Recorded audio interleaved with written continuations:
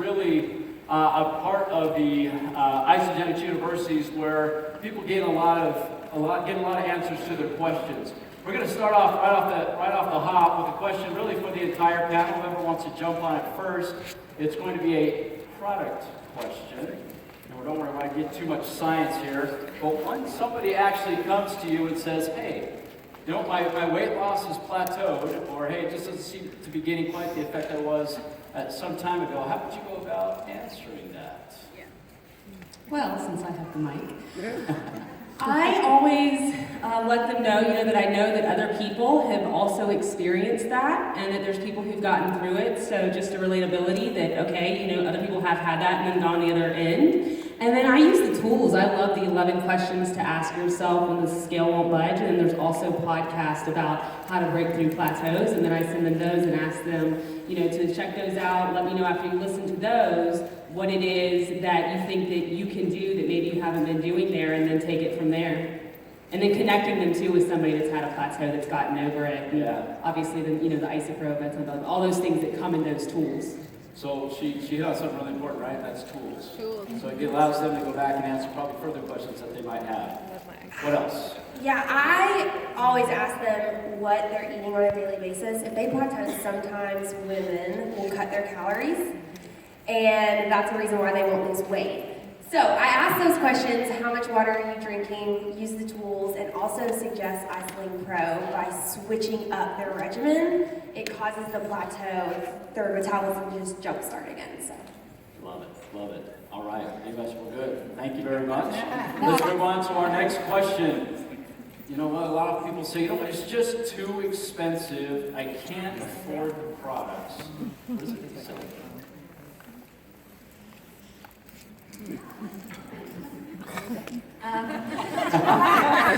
So, being a couponer, former couponer, recovering couponer,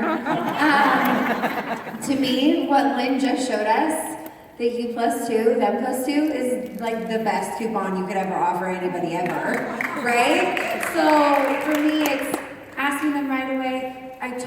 Okay, one thing that I think is really important is, like Casey was saying, to relate to them so that they know that even maybe if it was you were one of the few people that just gave a credit card and didn't care about the cost, be able to say, I know other people that feel the same way you do, or I felt that way too, so that they don't feel put off, and they feel understood and they feel heard.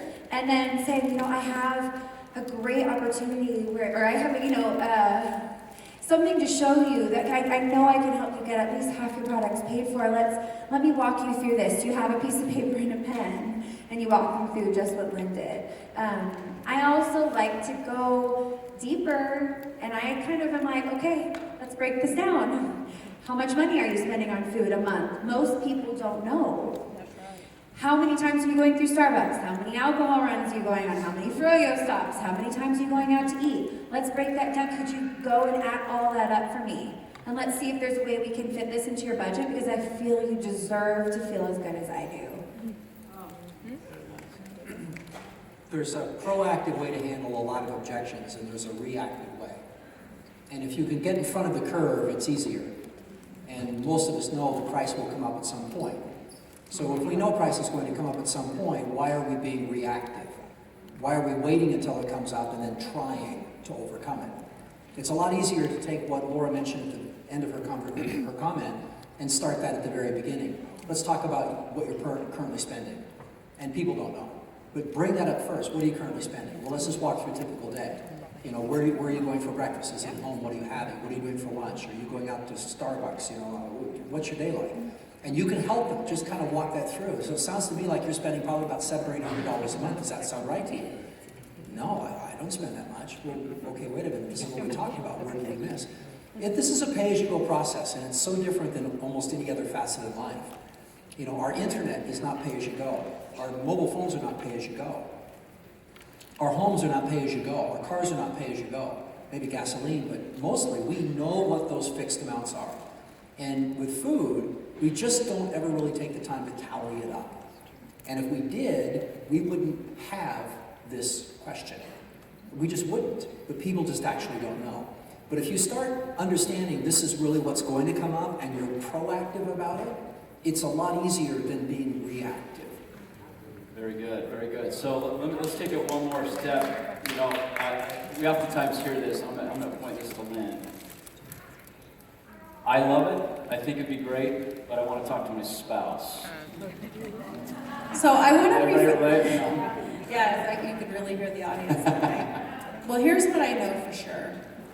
I don't believe those people that say that, which are a fair amount, right? Especially in the beginning. I find that the longer you've been in, the more presentations you do, I promise you, you'll find it less, and here's why.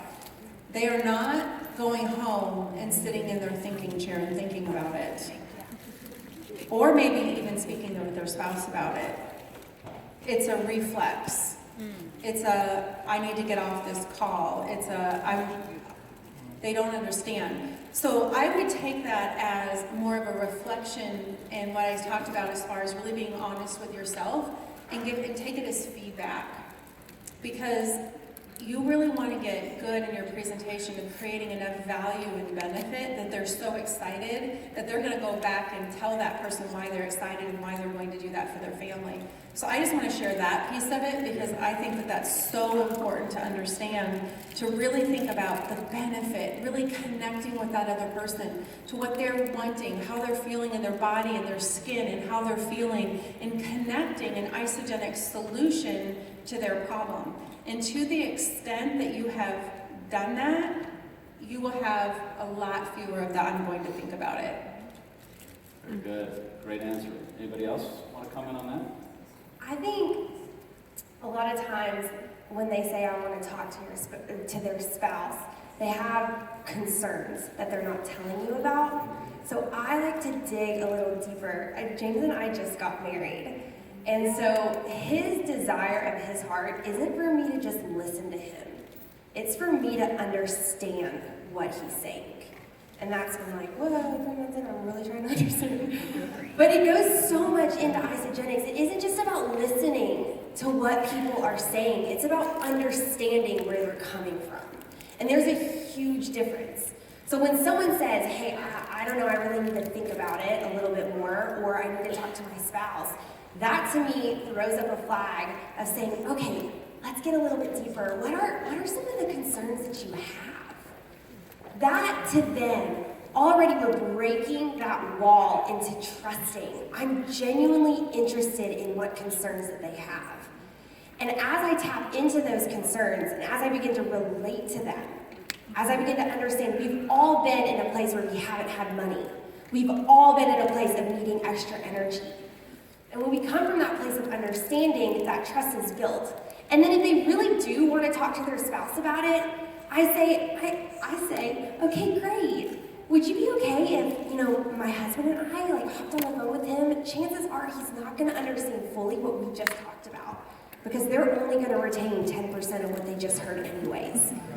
So then I say, hey, my husband, he was skeptical in the beginning, maybe kind of like your husband might be, and we'd love to hop on the phone with you. And then I'll follow up with them. And that's been really great for us. Very good, very good. So the spouse comes back, the husband says, you know what, isn't that one of them pyramid schemes? Michael, what do you say? No. Okay. Here's the funny thing. I've never understood why people just really kind of freak out when they hear this. I mean, there was a time when I was married, there was a time when I was single. If I were married and someone said, are you married? I wouldn't have said, let me explain. I would have just said, yes. There was a time when I was single. They said, are you single? Yes. It's not that hard. Is this a pyramid scheme? No. Did they ask for an explanation? No. They asked if it was a Pyramid scheme. Is it? No. Done. Now, if that doesn't provide them a satisfactory answer, then find out what they're really trying to uncover. But just start with no. And move on from there. I think you might be really, really surprised. What if you say, what do you mean by that? If someone says, are you single? What do you mean by that? And it's like, you go down a really weird road. No, just start with no and see what happens from there. Just start with no and see what happens from there. It's not a pyramid scheme. Isogenics is a member of the Direct Selling Association. They don't allow pyramid schemes. We're a member of the Better Business Bureau. They don't allow pyramid schemes. We're one of the 5 5,000 fastest growing companies, 10 years running. They don't recognize pyramid schemes. They're not on there. They don't have Ponzi schemes in there with all the other companies. They do a pretty good job. But if you start going down that road, usually there's something that triggered this. Now, by the way, oftentimes it's us. So if you're hearing this repetitively, it's probably you. Hey, this is amazing. We get 2 and they get 2, and if everything works out, we get rich. Is this a pyramid scheme? No! It sounds like a pyramid scheme. In fact, when you draw out all those circles, if I put a line around that whole thing, it looks like a pyramid. It's not a pyramid. Didn't you say it was like the golden triangle when you were drawing out that thing? Not a pyramid. We do a lot of this to ourselves. So again, just know it isn't a pyramid. Actually, pyramids are legal. Now we're getting really technical. That's why we have illegal pyramids. This isn't an illegal pyramid. But you don't want to go down the road. It is a pyramid, but they're fine. Because that's not going to fly. So, I've heard people do all kinds of weird things. Pull out a $1 bill, flip it around, say, you mean a pyramid like this? It's the most solid structure on the planet. Just start with no. Many times, again, they're not really sure what to say, they've had some negative experience, and they just don't know what to say. So again, sometimes it's a reflex, just something to say. And so I like to often just teach people to say, is there any reason why you wouldn't want to get started today? What's holding you back? Well, is it a pyramid? So you explain what Michael just said and say, after, going through that, do you feel a little bit more comfortable?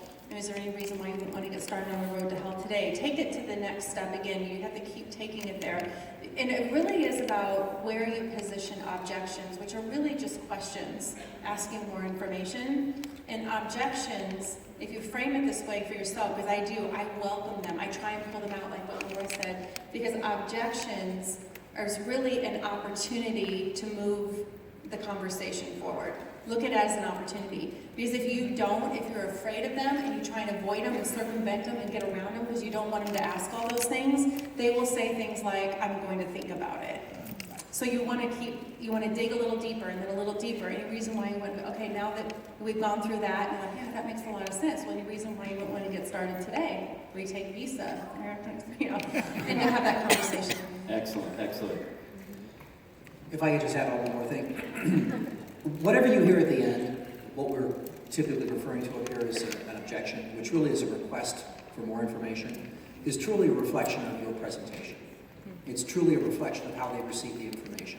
But that's all it is. Take it as feedback. Because all of us are different. In fact, there's 5 of us sitting up here, 6 of us, we include Doug, which I guess we should because he's sitting up here. If the 6 of us decided that we were going to go out to one of the restaurants afterwards and just hang out and socialize just a little bit, and the wait person came over and said, hi, I'm Mary, I'm going to be taking care of you this evening. I'd like to start with a drink order, then I'll come back if you'd like to order some food and take care of that. What do you think the likelihood is that the 6 of us, even though we're all part of Isogenics, we're all part of this leadership panel, we've all decided to go out afterwards and kind of just hang out together, what do you think the likelihood is that we're all going to order the same beverage exactly? Okay, so if we had to put blame there, it's very, very small, probably close to 0. So if we had to put blame somewhere, where does the blame lie? And here's the crazy part. It's actually on the wait person. The reason we're ordering different beverages is because of the wait person. She said, what do you want?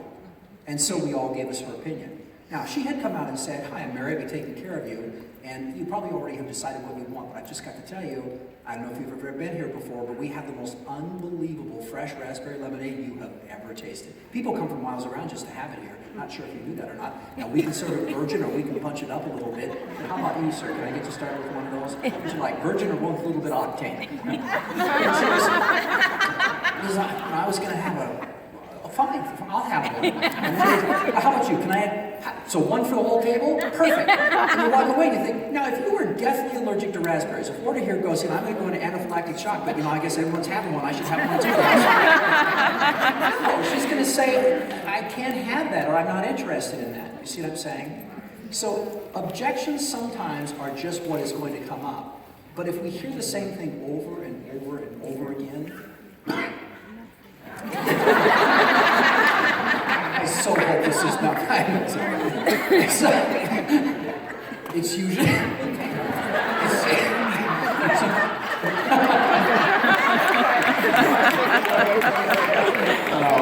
So supportive. It's very good. So let me ask you, I want to move on to a couple other questions. So, I'm going to ask a question of Laura. Laura, when you think about, you've got individuals that are coming into your organization quite frequently, new people.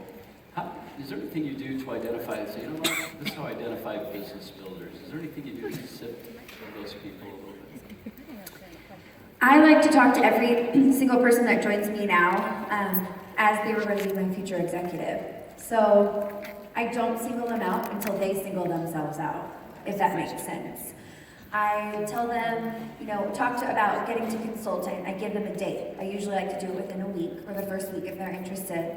I don't say she's just going to be a product user, she's just going to be a business builder, or vice versa. When people join me, especially now, because in the beginning, I've always presented both the business and the product, I just assume, why wouldn't they want to put these amazing products in their body and get some money back?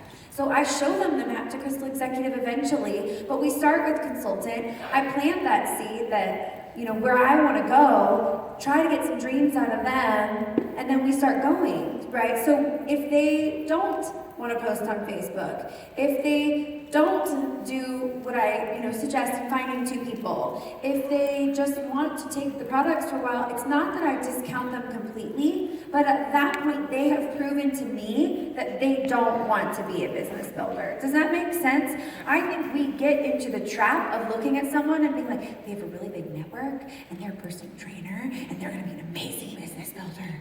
And then they end up returning in 2 weeks and you're devastated, where there was a person on the side who might not have the greatest network right off the bat, but is coming to you with questions or you don't even give a second thought because in your mind, they weren't the typical business builder. So I think you need to make sure to give everyone the opportunity to prove to you if they want the business or not. And that's why it is so important that you say, do you have a piece of paper and a pen? I have something I want to show you. And you give everyone at least that jump start to make their own choice. Does that make sense? That's very good. Thank you for that. Anybody else want to add anything else to that question? I just believe that you don't have to find business builders, they find you by their actions. So do the exact same thing, just let people show you. Very good, love it. So let's move on to another question then. A lot of companies out there saying we have the best product, we have the best compensation plan. So what's the Isagenix difference? Okay, first of all, there's two facets to this answer. One is for this room and the other is for out there. Within this room, I think we all know the answer. Best company, or we would have chosen another. Best products, or we probably would take something else. Best plan, yes, without question. But try to tell them that.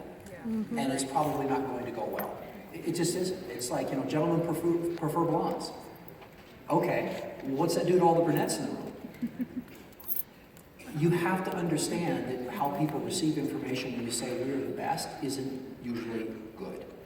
So I just talk about the benefits of Isagenix. I never go down the road of we are the best of this or we are the best of that. It's just too subjective. And people tend to lower their opinion of your credibility when you start to do that. Unless, of course, you have the ability to speak from that standpoint. Paul, I think, could say, I've been studying this for this period of time. I had this many bars in my computer. I've analyzed 500 of them, and without question, this bar is the best. We can borrow that information, but I'm not going to go down that road because I'm not him, and I don't have that data. I put it in my body, I like how I felt, I shared it with other people, and it turned out okay. Yeah, and I think just real quick, I think it can seem hypey. And people pull away from hype and they're drawn to substance.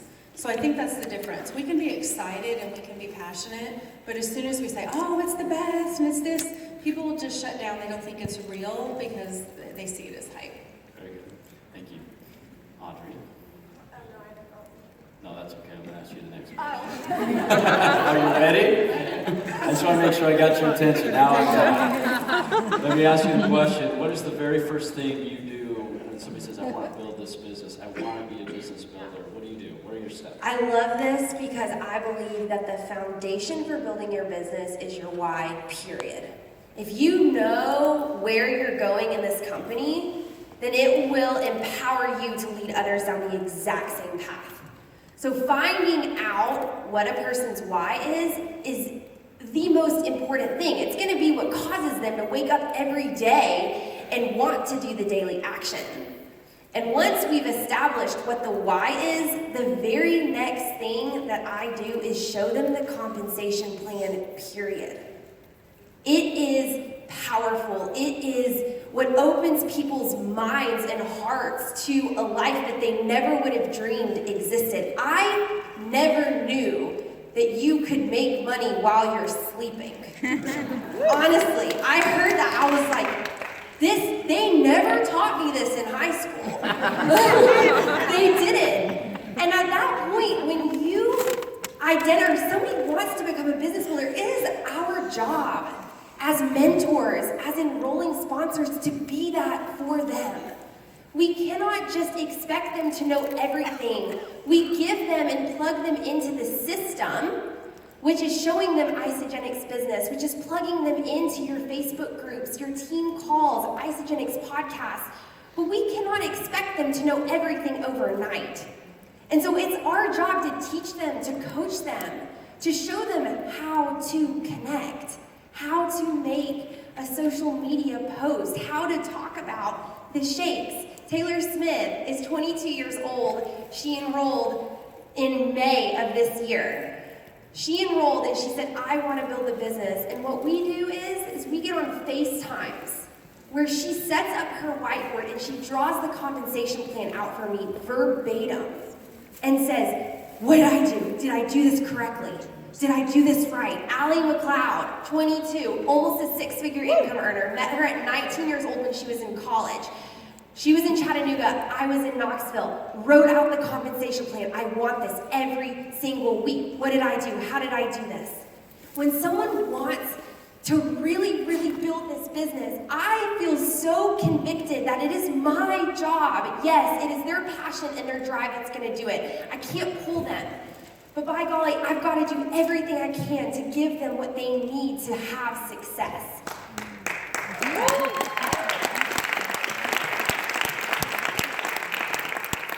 When you show them the compensation plan and you give them the tools, then it's guiding them, cheering them, and pouring belief into them every moment of every day until they can stand on their own. Some people are 1 month in, some people are 3 months, some people are 6 months, some people are 1 year. Each person is different, and we have to treat each person's personality differently. Everybody needs something different, and that's where connection and relationship is extremely important. So that's what I have to say about that. Anybody else? What other action steps does anybody take? Laura? It goes back to kind of what you were talking about at the Crystal Recognition lunch. And I think it is so important that you set goals for people. You ask their permission. Is it okay if I set a goal for you? Or is it okay if we discuss where you want to go? And you set a goal with a date and you hold them to that goal. If they give you that permission, Kelly did that for me a lot at the beginning. Crystal executive date was not 6 months for me, it was 3, because that's what she decided. You know, I mean, all these things, because she knew I could do it. But what that was for me was this empowerment of, okay, I didn't want to let her down, and I didn't want to fail, and then so I would write my dates out, like you were saying, write the dates out on my whiteboard, on my phone, on my everything, and it happened. And that's what I love to do for my team. And what I feel like we as leaders need to do a better job sometimes is set those goals for people and then tell them and help them get there. Sometimes when I'm running someone to executive, I'm on the phone with them Friday, Saturday, Sunday, or I'll call someone on Saturday morning if their goal's by Sunday night. And I'll say, are you willing to give this up right now? Are you okay letting this goal just slide? Because I'm pretty sure your family, your children, and your wife deserves you to hit this goal. So I'm willing to walk you through it the next, 2 days and get you there and do what I can to help you if you're willing to work for it and go for it. And I can't tell you how many people that have turned around on that Saturday, but we as leaders sometimes need to take that little extra step and link arms with them and push up, right? Out of love. Because you found their why. And so you can connect the two for them. Love it.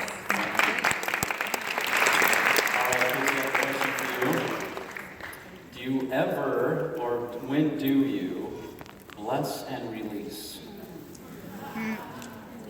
You know, and I don't ever say that I truly am going to release someone, because you never know when timing is going to be for them, right? Because it's important that we don't make our goals their goals, and we see what this is, and we want it so badly for everyone. But really, you know, when I drew that out the other day, I can help you, and then fill that in, either build your business, you know, use the products, make it, whatever it is that you want to do. If someone's not taking that action, and I just remember just so often just, you know, trying to pull people, and that gets exhausting. And when we do that, we're neglecting the people who are ready to run with us, who are ready to go, who are ready to do those 2 days back to back and go.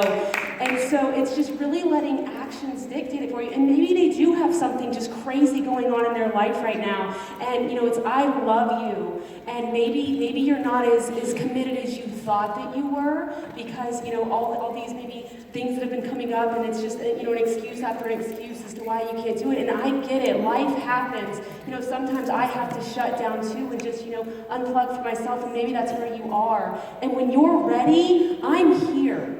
I am here for you to run with you when you're ready, but it's really just about letting people tell you. People will tell us, you know, people who don't come to events, I cannot invest all of my time into people who don't go to events, because there's people who go to events that flip their life upside down, that put money on their credit card that they don't have. Yep. And, you know, when I see somebody go to an event, and then, yes, you know, that's a clue for me that, okay, this person's serious. And so I really utilize 2 events. And there's a lot of events all year round. We talk about, you know, associate-run events on isagenixevents.com. You guys, they're everywhere that, you know, Michael was talking about, just really utilizing that tool. If people can't go to a local event, and then I'm supposed to be like pulling them and taking my time away from my husband when he's home and not deployed, you know what I'm saying? So that's a massive thing. If they can't take their time,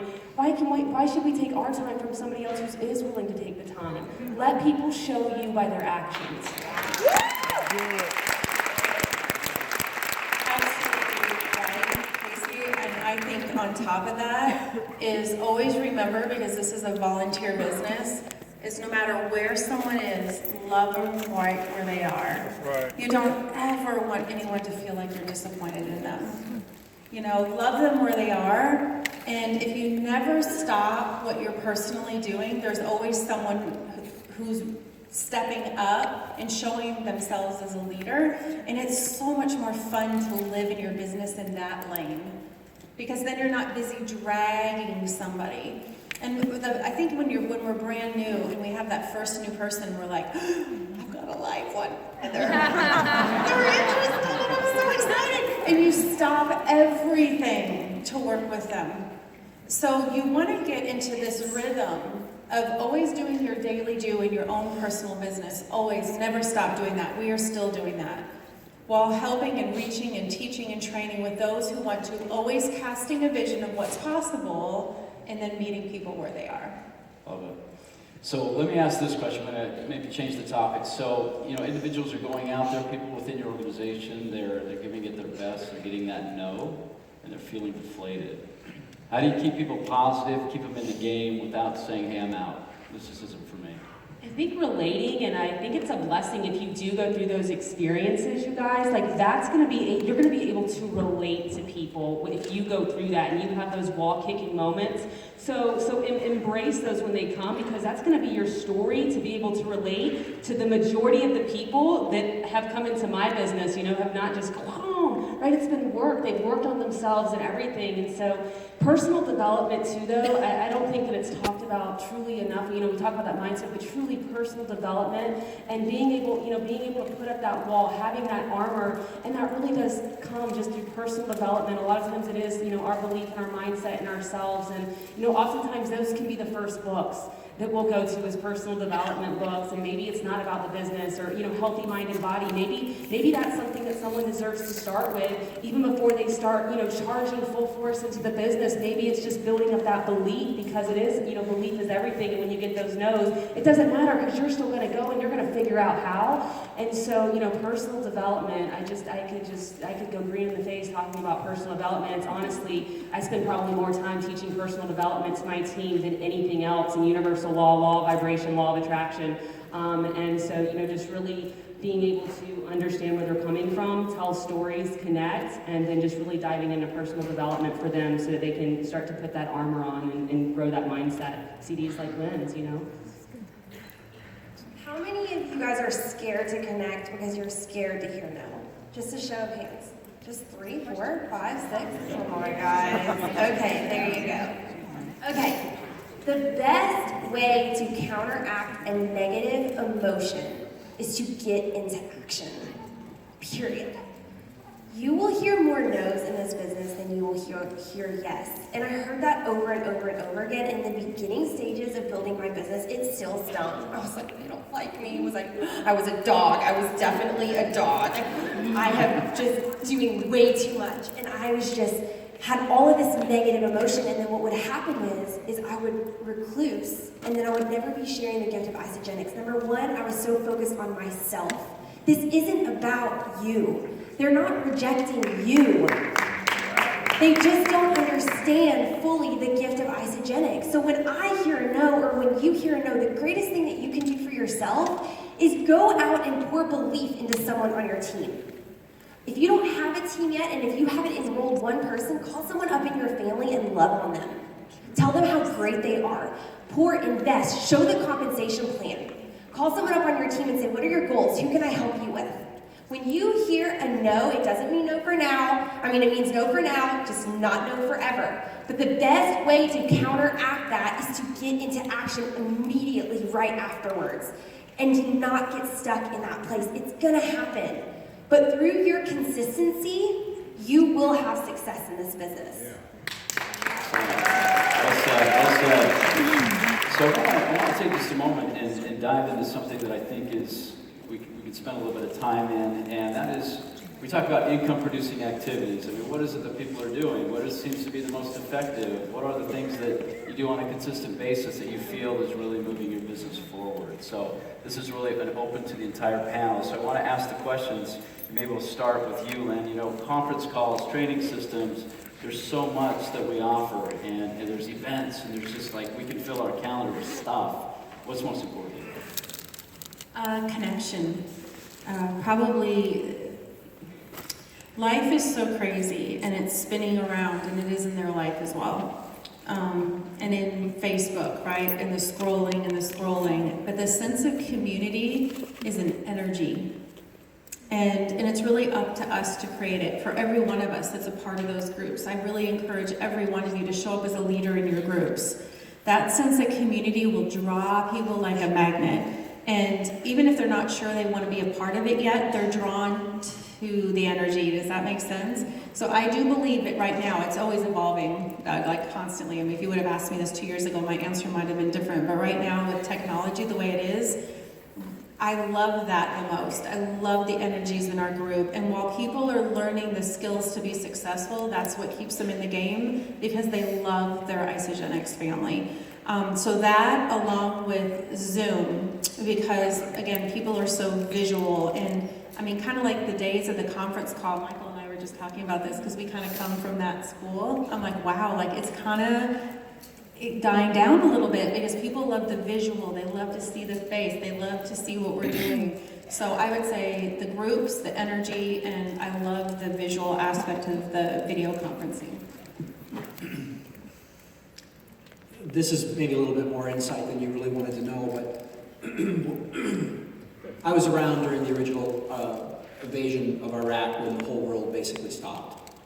I was around when the hurricane wiped out most of Miami. I was around obviously during 9/11 and so many other different events that really almost brought the nation and indeed parts of the world to a crawl, if not a stop. And I don't know what the future will hold. But as we're moving forward, Lynn and I are of the opinion that we need to build our business based on the fact that we don't need to travel in order to make it work. So we love being here. We couldn't imagine not being here. But what if it weren't possible? You know, when 9/11 hit, there wasn't a plane in the air for a week. If this had been scheduled during that period of time, we wouldn't have been here. So we're setting everything up, the daily do's, where they're all based on technology. You know, Facebook is a nice way to do it today, but Facebook isn't necessarily going to be the only game. It might be something else 2-3 years down the road. But Facebook allows us to build internationally or locally or even across the street. We can keep track of what our neighbors are doing next door because we see their posts on Facebook. You know, we pull everybody together on Zoom, whether they can listen live or they can listen later, whether we're talking to our teams in Singapore, Malaysia, wherever it happens to be. We don't have to get on a plane and go there. And even though we spent a little bit of time in London having conversations with some old friends about what's coming, we're going to have more conversations about what's coming sitting in our home in Bennington, Nebraska on Zoom, looking right into our computer and talking to the people as if they were literally on the other side. Technology is incredible. So the Daily Do, everything in our world is premised on the fact, what if we can't travel? What if getting in our car and driving across town is impossible? How do we make sure that what we're building, what we're teaching, what we're training on can continue to grow without us physically having to move? And that's how everything starts. And so the systems we put in place, the follow-up we put in place, the teaching and training we have in place is all predicated on that. I hope I'm wrong. I really do. I hope we continue having these live events and we continue moving forward. But if something shifts sideways, I want our team to continue. As long as you guys can keep putting product into the marketplace, we want the team to continue to grow and expand. I want to know if we want to hear from you. What are the daily, what is it? So basically, we want to just make sure as we think about like income-producing activities, what are you utilizing? I mean, what type of tools are you, when you think about how maybe you're working with your team and mentoring them, we've got Zoom that we talked a bit about, but what are the other types of activities? So I think that a lot of the things we do utilize what they said, so I don't want to repeat those.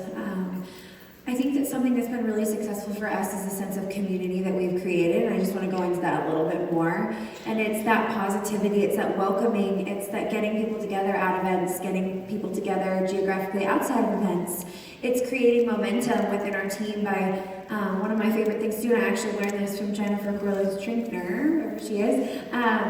She was talking about at Top Achievers, I think 2 years ago, that she would get group people together in Facebook messages that were running for common goals. And they didn't have to be financially tied at all. And it's so cool, I can see a group of girls over there I know that were running for executive at the same time, that I connected them in the Facebook Messenger, and now they're close and they use each other as accountability partners and cheer each other on, and it was really special, the sense of community within our larger community that was created. Think about for your people that come into Isagenix and there's hundreds of thousands of associates. Take it upon yourself to tie your teams together, to do the calls, to get people to get to know each other, to set up opportunities for them to meet, to do team events, things of that sort. And to me, that's paid off in great lengths. It might not be that exact IPA at that moment, but that sense of community is what keeps people going, I feel, is what lifts people up when they're in that place, when they got in the know and they're so sad and they can go on the page and get lifted up, or whatever it is. But it's a really important aspect, I believe.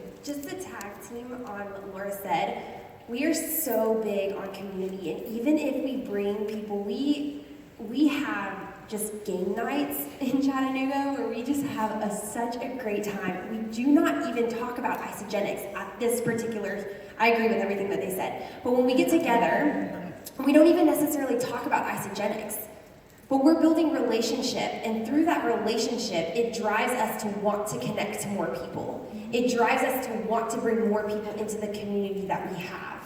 So for us as a team, we do a lot of just hangouts. We go to the park, we play football, we play wiffle ball. We do things that really, really excite us. We have fun with each other. We're younger, we're 25, okay? So we play wiffle ball still. But what I'm saying is that you can build a community within your team, and that's going to drive results. Yes, the Zoom calls, those are extremely important. We do a team call every single week. Doing the daily actions such as connecting, following up, those are important. But building relationships and building community is just as important as all of the other daily action that we do. I make friends. that's one of my IPAs every single day is just to make a new friend. And, just like how, Michael said, and technology is something that I think that we're all embracing. If we're not using social media, we have to. But, at the same token, too, what if Facebook went away tomorrow? Do we have the skill set? Have we practiced connecting just out in public? And I don't go out in public. I did when I started and just made a fool of myself in many situations, right? So growing, failing forward. And, but just to be able to go out and when you're out and about, are we connecting? I have gone to meetup groups, things that I enjoy. Maybe you enjoy pottery and wine. I enjoy meditation and learning about chakras and breathing and things like that. And I'm not necessarily even going to those groups to prospect, but I'm networking on purpose. I'm networking on purpose. That is, that IPA, Lynn just said networking. And so I just go out and I make friends, and I can take Isagenix out of it. And every single friendship, if I take it online and I'm purposeful with that, and I do my 10-4-1s, my daily postings and things like that, and I set that community, that's going to turn in. People will come and ask us, and a lot of us do get, I feel like, maybe we're just using a group, and I saw Susan Slice at this, and she said, how many of you might just be playing lazy and just adding people to a Facebook group? And it's the greatest tool I think that's ever been out there. I mean, honestly, it's amazing, and whoever started those and, just has been teaching everybody. But to also say, okay, as long as I'm doing that, because that's pretty easy, right? That's pretty easy to be able to do. It's something we can stay so consistent in. But then just taking that extra step to learn how to connect in person and to get outside of our comfort zone and to go into groups and, things like that, or maybe something that we wouldn't do. And like that picture that Laura showed, every single day, if we do something to grow our comfort zone, to then it's no longer in our uncomfort zone because we've gotten comfortable with doing it, because we've done it again and again, even though we didn't want to. That is IPAs, you guys, and I can't emphasize enough. I was just at 2 retreats. I hosted one, and I went out to Lenny and Dave's and Rhonda's out in Utah. And we don't really even talk about the business. Jennifer came and she did share some IPAs and some role-playing and some connecting and things like that. But for the most part, we wrote down things that we were releasing, and we burned them in a fire. We cried together, and we got to know each other, and we connected. And those are bonds, and that's a community. People are going to stay in Isagenix for the community, right? They're going to put the products in their body. They're going to keep coming to events, communities getting together, because they feel like they're safe, and there's a safe environment for them, and people are looking for that. Excellent. So when we think about, you guys have tremendous organizations, and I would like to get into how frequently are you getting together with your organizations? How are you communicating with them? Sounds like Zoom, conference calls, face-to-face, parks, whatever, a lot of different things, and then what does that agenda look like? What is it that you're trying to, instill in those people that are within your organization, or is it time for them just to open up and talk about their objectives? Okay, so this is an interesting question because obviously, you're all here to learn. You're at different levels. I will say that I think sometimes people take on the team training call too soon, and then what you're doing is you're making it hard for your people because they're hearing about your call, and then they're hearing about your upline's call, and then they're hearing about their upline's call, and we need to really think about that. It's the good and the bad of our compensation plan, right? Because there's a connection and a connection and a connection and a connection. And so it's a balance. So you want to make sure that you're elevating your leaders, because I want the leaders on the team to lead their teams. While at the same time having an environment where everyone's feeling supported. Does that make sense? So you need to think about that. So if there's a team call and you really want your team to hear that leader, then think about what you could do differently. So if I'm doing a team call and someone that I personally enroll is thinking, okay, I really want to show up as a leader for my team, they could ask to be a part of the one that I'm doing, which I love it when they show up like that. How can I help? How can I support? How can I support the bigger team? That's awesome to be a part of a bigger call, because it's not about our ego or theirs. It's about supporting and the people that really need the help. But what they've done is they're like, okay, so this is a bigger call where we can't give one-on-one support. So then the other leaders are thinking, okay, now let's do more like blitz calls where they're going to get and support their team of maybe 10, 15 people, and to say, okay, let's do some role playing, and then let's get out there and make some phone calls. let's do some text messages. Does that make sense? So that way you're not repeating what's already being done. And from a teaching and training standpoint, you never want to get away from the basics. The problem is once you've heard them once or twice, you get bored. But again, show of hands, who's here for the first time? So, for all of you, no matter what we would share from the stage, you've never heard. And if we went through the same jokes and told the same material, and you came back and I gave the same presentation, you might think, I already heard that. But if you had one person on your left and one person on your right that were cracking up laughing and saying, wow, this was great, it was amazing, you'd walk out of here on fire because your new team would be on fire. And so never deviate from the basics. You always want to remember this is about, as you heard Lynn point out, the three things. It's about finding people to talk to, and that doesn't mean finding as you have to go search for them. It's Facebook, it's friends, whatever it is. It's prospecting. Prospecting, you've got to figure that out. You've got to learn how to do that skill. That's a basic. It needs to be taught and retaught and retaught and retaught and retaught because it's a principle that will never change. The technique today might be Facebook. The technique before might have been a text message. The technique before that might have been a DVR or a video or an audio or what. But how you find these people, that principle will never change. Presenting to them, somehow, some way, the Isogenic story needs to be told. Laura can tell it to them over the telephone, or Laura can point them to a tool. But it has to be told. Laura can invite them to a conference call, or Laura can be the conference call. But the story has to be told. So presenting needs to occur. You don't need to present, but you need to ensure presentation occurs. Does that make sense? So we all need to get to the point over time where we can share the Isogenic story, but until we're there or we are called upon to do it, use a tool. It's the immediate way to level the playing field. And then the one where we all get tripped up, and I think the reason we're all here today is the teaching and training part, what I call duplication. It's getting someone who said yes, who seems to have an interest, to actually exercise what they're interested in doing and achieve it. And it's hard. You're dealing with human nature, you're dealing with what's happening in a family, you're dealing with things that no one will ever share with you. You're dealing with more than you could possibly know. Two people say this is expensive. One, it's just pushback. And the other is, their card wouldn't clear. I mean, if they gave you the card, it physically wouldn't go through for $300 or it wouldn't go through. And so they're saying it's expensive, and you're trying to give all of these reasons to counter that, and truthfully, they're basically trying to get out of an embarrassing situation because they couldn't buy it if they wanted to. But we have to learn how to duplicate, how to teach and train. Never get away from the simplicity of this business. I oftentimes use a simple illustration of brushing one's teeth. There's nothing interesting about it. It's mastering the mundane. We have to do it every day, usually a couple of times. It's floss, brush, rinse, spit. It's not that hard. That's all you do. But some of you want to make it really complicated because you say, well, floss, wait a minute, do I floss first or afterwards? Because when I go to the dentist, sometimes they brush my teeth, then they floss. And you told me to floss first. Which is it? You firstborn people are killing me. And is it the coated or the uncoated, the mint or the not mint? I know she's poking me. And then you get into the toothbrushes. There's a soft bristle, medium bristle, hard bristle. What's the rubber thing for in the end? The stories don't change the topic every week. Don't make it complicated. It's simple. It's not for you. It's for the new people. It's for the new people. You want to grow your business? Never get off topic, never get off point. So we do these Zoom series. Right now it's 13 weeks. And we take them from the very beginning to the very end. And we mirror that to the 90-day game plan that we're currently involved in. And then we'll repeat it. It's the basics, the basics, the basics, the basics, the basics. Very good. So is it brush, floss, and it's... I'm really curious. I'm just kidding. Laura, did you have something? Well, I'm like, I don't know if I want to say what I wanted to say after what he said.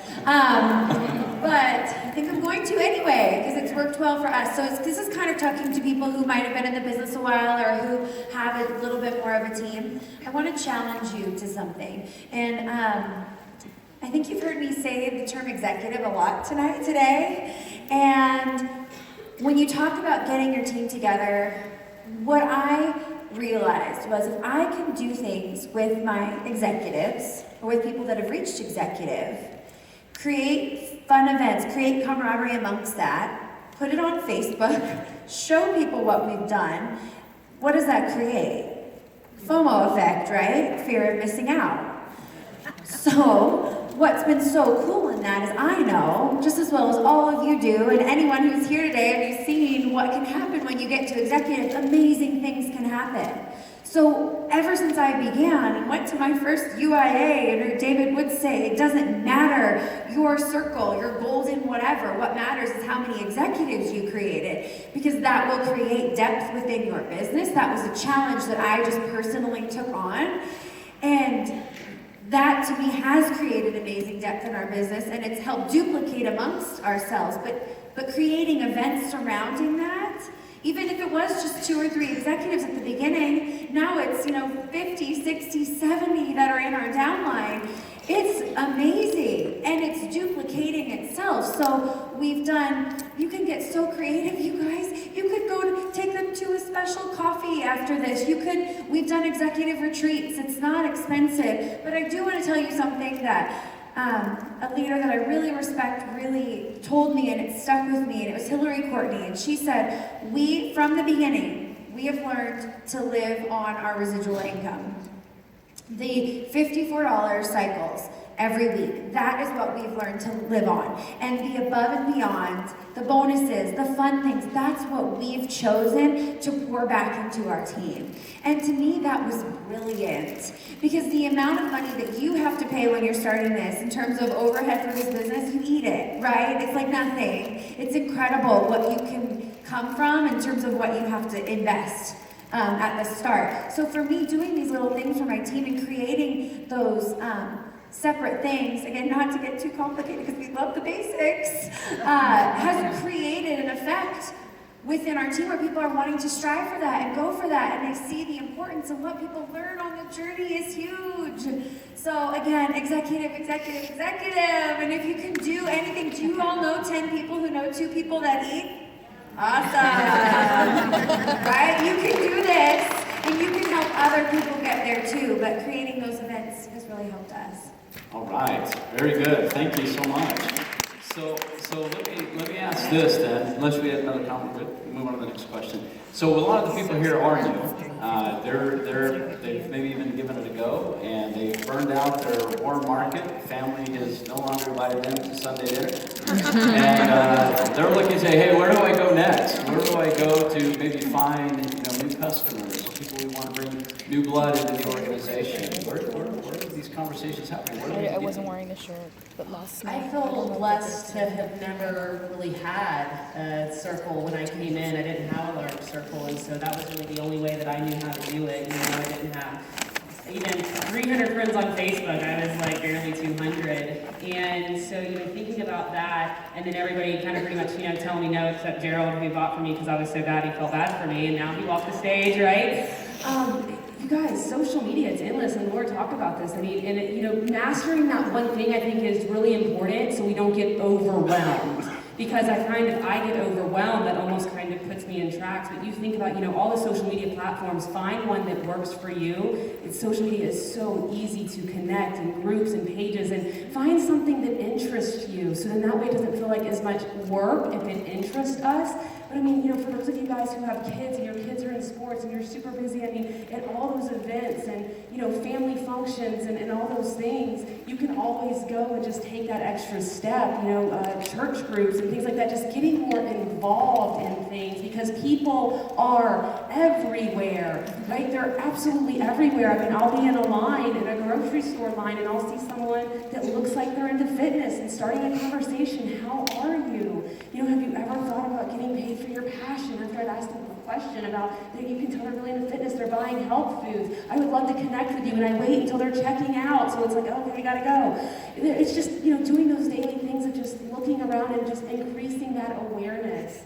And when you increase your awareness of what's around you and your listening skills and all of those things, people are everywhere and they're on their hands and knees praying for a solution, but we just have to listen and ask. But every single social media platform you can get on, social media platforms, Google, YouTube. YouTube will show you how to use every single social media platform. Are we taking that time?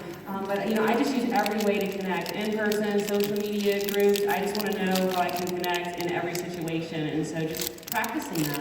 Excellent. Anybody else want to add how new blood's coming in? Just the same thing, but just another idea. if you find things you love, it's not work.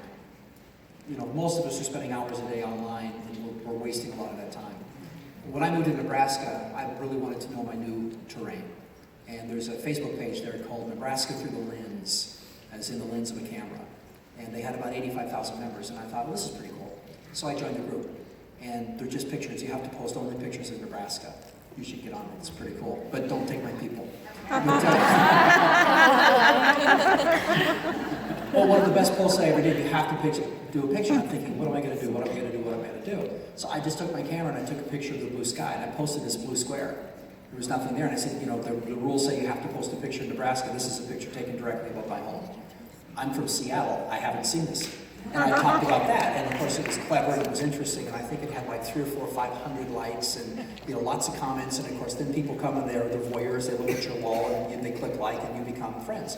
So the goal is find something. I go to that page every single day, and I'm always looking for some of the most beautiful photography you'll ever see is on that particular page, at least in my opinion. But if you're interested in it, it's not work. It's just fun. And so you're building your business as you're enjoying your life, and what could be better than that? Very well said. We've got just a few minutes left. I want to ask the question, and this is just open. What is the best piece of advice you've ever been given from a leader when it comes to network marketing? Your income will only grow to the extent that you grow yourself.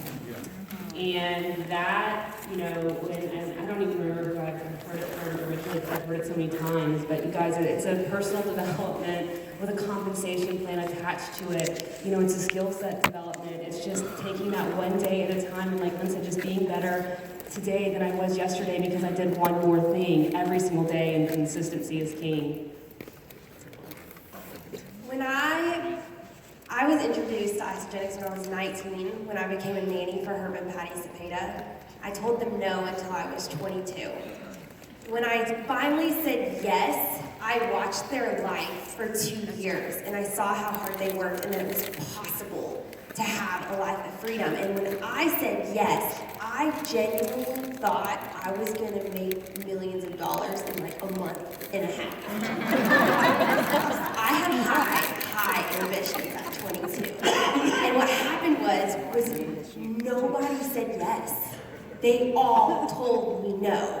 They all said no. The only person that told me yes were my mom and my dad. Because I called them and I said, I'm going to be one of the youngest millionaires in this company and you have to support me. And they couldn't tell me no. But they told me no, or people told me no. They told me no, they told me no. And I was so upset and so frustrated, and I didn't know if I could ever do this. Has anybody been in that place of being like, am I ever going to succeed? That was me, and I began watch parties, and nobody showed up every week. I would wait for the cars to come in, and nobody did, and I would sit on my floor and I would journal, I'm gonna be a millionaire, I'm gonna do this, this is the compensation plan. And I would have to speak this, but my emotions were all over the place. And I was so upset, and I cried. I'm gonna be real, I cried because I wanted this so badly. And I was working as a hairstylist, making $150 a week. And in between my clients, I would be connecting with people, and everybody said no. And my friends were mean, and they made Facebook statuses about me, and it was really hurtful. And I thought about quitting, because how could somebody be mean to me when I'm going after my dreams? And it didn't stop, but I had to keep going, I had to keep doing this. I wanted to stop, and then I called Herbie on the phone, and I was crying, and I said, Herbie, I can't do this.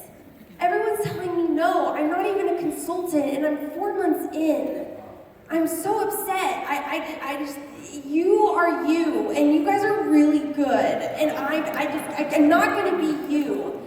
And he said to me on the phone, he said, Audrey, he said, you can stay at your job working for your boss, making $150 a week, maybe rising up to $500 a week, maybe $1,000 a week. And your boss will be living his dreams because of you. He said, nothing will change, but if you stay consistent, and if you do the daily action, and if you do not quit, you will have success. And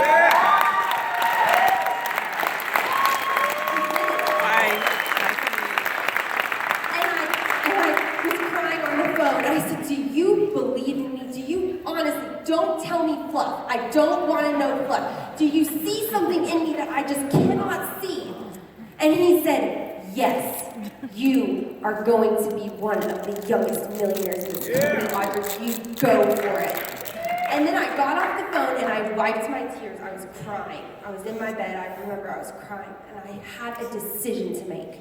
It was a decision. At that moment, I had to decide that it didn't matter who told me no, and it didn't matter what this person said about me, and it didn't matter what Facebook said, and this group said, and it said. I was going to do this because I had a calling on my life, and God put this in my life. I'm going to get fired up.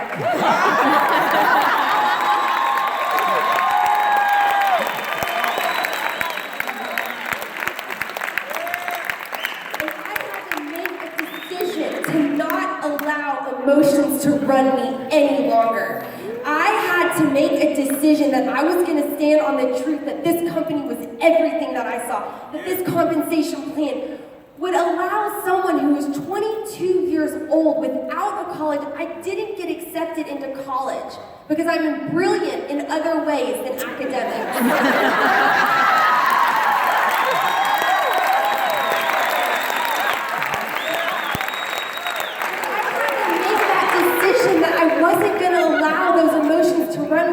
And when I did, and I began to grow into the person that could make $100,000 a year, that could make $250,000 a year, I had to grow into that person. What began to happen was there was a shift that took place in my business. The shift began to take place in my business, and people began to be attracted to me because my demeanor changed. I made a decision. You can leave here today and make a decision that you will be at New Year's kickoff. And your income and your life and your family will look different. But you have to make that decision. 1 year later, with a lot of hard work, at 23, I hit a 6-figure income. I'm 4 years in now, and because Herbie believed in me, and because he spoke truth in love, it wasn't really awesome hearing him say, kind of like scoldly, but in love, the truth that I needed to hear. But the truth is that I didn't quit, and I made a decision, and you are here because there's a calling on your life. And it is huge, and it is massive. And Isagenix has been the vehicle for so many people, and I believe it's the vehicle for you, and you can achieve anything you want to achieve in this.